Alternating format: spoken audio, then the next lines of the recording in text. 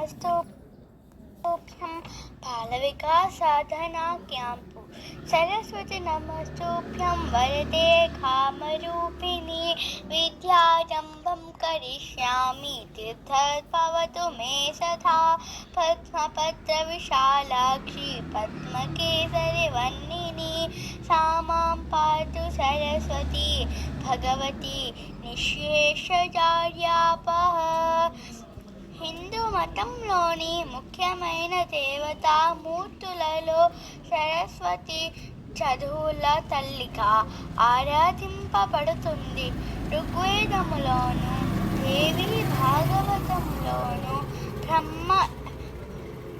బ్రహ్మ వైవర్త పురాణంలోను, పద్మ పురాణంలోను సరస్వతి గురించి వివిధ గాథలు ఉన్నాయి. సరస్వతి ఆద్యంతరహిత శక్తి స్వరూపిణి అని వివిధ స్తోత్రాలలో స్తుతిస్తారు.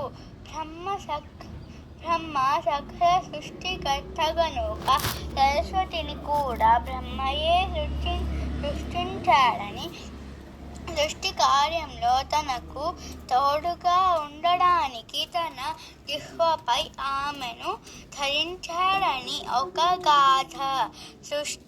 సృష్టి కార్యాన్ని నిర్వహించడానికి బ్రహ్మకు శక్తి స్వరూపిణిగా సరస్వతిని శ్రీమాతాదేవి ప్రసాదించిందని దేవి భాగవతం చెబుతుంది.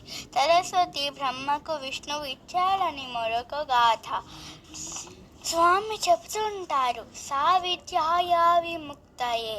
విద్య అనగా గ్రంథ పరిచయం కాదు, మోక్ష సాధనకు ఏది తోడ్పడుతుందో అది నిజమైన విద్య. అంతేకాదు, విద్య అనేది గొప్పతనము, ఆర్యమంటల్లో కాలేది కాదు, దొంగలచే దొంగలింపబడేది కాదు. విద్య ఒసగును వినయమునను బడయు పాత్రత వలన ధనము వలనను ధర్మంబు. దాని వలన ఐహిక ముష్ణిక సుఖంబులందు నరుడు. అందుకే స్వామి ఇహమున తరయింపి హేమాతారక విద్య పరమున తరయింప బ్రహ్మ విద్య అని చెబుతుంటారు. ఈనాటి చదువులు పుస్తకాన్ని గ్రంథ పరిచయములతో నింపుతున్నాయి కానీ హృదయాన్ని ప్రేమతో నింపటం లేదు. గ్రంథ పరిచయము కేవలము మిడిమిడి జ్ఞానము మాత్రమే. మానవుడు ప్రాక్టికల్ నాలెడ్జ్ అనగా అనుభవ జ్ఞానము సంపాదించాలి. ఈనాడు పిల్లలు బడికి వెళ్ళి ఏమి నేర్చుకుంటున్నారు? బాబా బ్లాక్ షిప్ అని. ఇది కాదు మనము నేర్చుకోవాల్సినది. దైవతత్వాన్ని హృదయములో నింపుకునే చదువులు చదవాలి. ఒకసారి హిరణ్యకశిపుడు కుమార్తెడైన ప్రహ్లాదుని అతని చదువు గురించి అడుగగా, ప్రహ్లాదుడు చదువులలో మర్మమెలి చదివితి తండ్రి అన్నాడు. ఏమిటా మర్మము? అదే ఓం నారాయణాయ అని చెప్పాడు. హిరణ్యకశిపునికి పట్టరాని కోపం వచ్చి నారాయణ నామము వదిలేయమని అనేక హింసలు గురి చేశాడు. కానీ ప్రహ్లాదుడు చలించలేదు. నిరంతరము దైవనామాన్ని స్మరిస్తూనే ఉన్నాడు. దైవభక్తి, ప్రేమ, సహనము మొదలైన సద్గుణములను పెంపొందించేదే నిజమైన చదువు. పూర్వకాలములో ఓనమాల నేరు అని తల్లులు కూడా ఎంత గొప్ప బోధలు చేశారో. దైవ ప్రార్థనలు, దైవ చింతనను పెంపొందించే వాళ్ళు. దీనికి స్వామి చక్కటి పద్యము చెప్పారు. కుక్కరకోయని కోడి కూయగానే చక్కగా నిద్ర మంచము నుండి లెమ్ము. పళ్ళు దోముకొని దేహ బాధ తీర్చుకొని జలకములాడి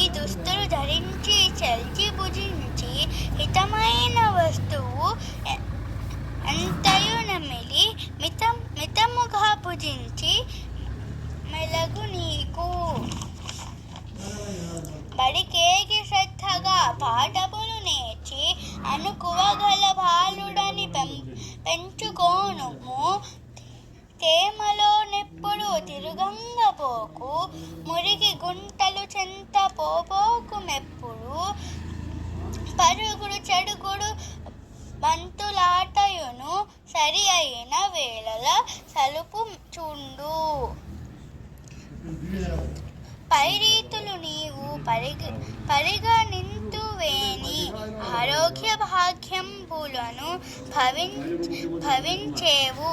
ఇలాంటి చదువు తల్లిదండ్రులు నేర్పితే వస్తుంది గాని గ్రంథ పరిచయము వలన రాదు. కనుక చదువుతో పాటు సప్రవర్తన కూడా నేర్చుకోవాలి. ఎన్ని విద్యలు నేర్చినా ఏం ఫలము? నొసటి వ్రాతను తప్పించనెవరి తరము. చెడ్డ బుద్ధులు తన తల చేరేనేమి నేని ఎండబారన బుద్ధులు బండబారు. కనుక స్వామి అంటుంటారు, చదివి చదివి చదివి చావంగ నీటికి చావులేని ఎంచదువు చదువవలేవు.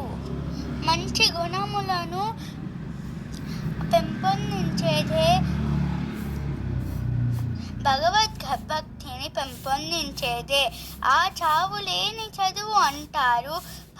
భగవాన్ బాపా పరోపకాయ పుణ్యాయ పాపాయి పరపీడనం అని వేదాలు చెబుతుంటాయి. అందుకే స్వామి మరొక పద్యములో చెప్పారు, అన్నదానము కన్నా అధిక దానం ఏది, తల్లిదండ్రుల కన్నా దైవమేది, జపతపంబుల కన్నా సత్యశీలమేది, ధామ కంటే నెక్కుడ ధర్మమేది, సుజన సంగతి కన్నా చూడు లాభం వేది, క్రోధంబులు కన్నా శత్రుత్వమేది, రుణము కంటెను నరునకు రోగమేది, ధరణి నాపకీర్తి కన్నాను మరణమేది, సర్వదా కీర్తి కన్నను సంపదేది, స్మరణ కంటెను మించి ఆభరణమేది. కనుక స్మరణమే నిజమైన ఆభరణం. తల్లిదండ్రులు గౌరవించి తృప్తి పెట్టాలి. అదే చదువుకు నిజమైన సార్థకత అని బాబా అనేకసార్లు విద్యార్థులకు చెబుతుండేవారు. సైరామ్. సిద్ధిర్భవతు మే సదా. Saraswati Mata wear white dress which look like beautiful maiden of Indian culture. She rides on swan which is pure white. This is mean wisdom.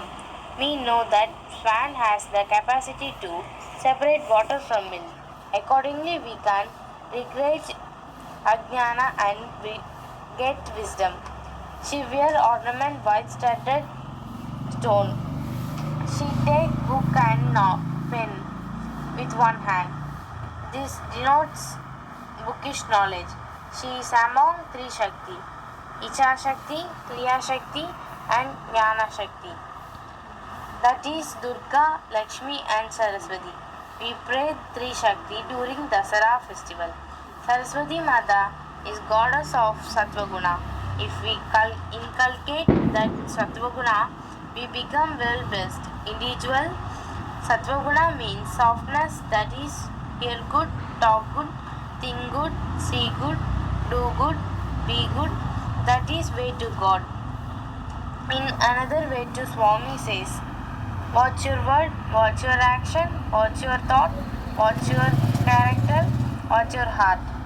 Jai Sai Ram.